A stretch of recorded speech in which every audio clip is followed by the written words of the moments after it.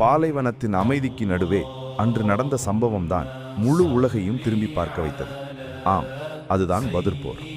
வெறும் 313 முஸ்லிம்கள் 1000 குறைஷி வீரர்களை எதிர்த்து நின்றார்கள். ஆயுதங்கள் குறைவுதான்.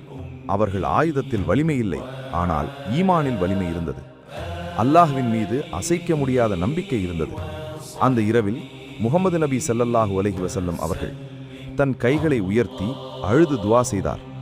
யா அல்லாஹ், இந்த சிறிய கூட்டம் அழிந்தால் உன்னை வணங்க இந்த பூமியில் யாரும் இருக்க மாட்டார்கள் என்று. அந்த துவா வானத்தை அதிர வைத்தது. அல்லாஹ்வின் உதவி இறங்கியது. அந்த போரில் மனிதர்கள் மட்டும் போரிடவில்லை, மலக்குகளை அல்லாஹ் களத்தில் இறங்கினார். நபி ஸல்லல்லாஹு அலைஹி வஸல்லம் கூறினார்கள், அபூபக்கரே, நற்செய்தி அடைந்து கொள்ளுங்கள், அல்லாஹ்வின் உதவி வந்துவிட்டது.